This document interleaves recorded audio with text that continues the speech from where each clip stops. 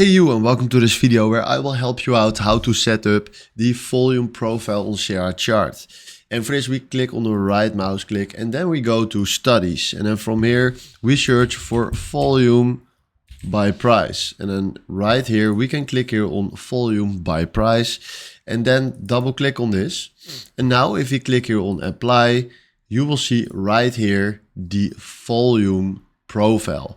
But what if you want to change the volume profile? Then we do right mouse click, studies, and then we can double click on this right here.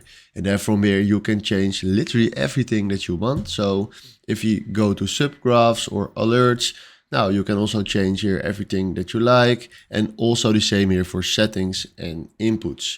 When you change something, then do please apply, click on OK, click this away, and then you change the volume profile setting. So this is exactly how this works. Hopefully this video was helpful for you. Then for now, thanks for watching and have a wonderful day. Ciao.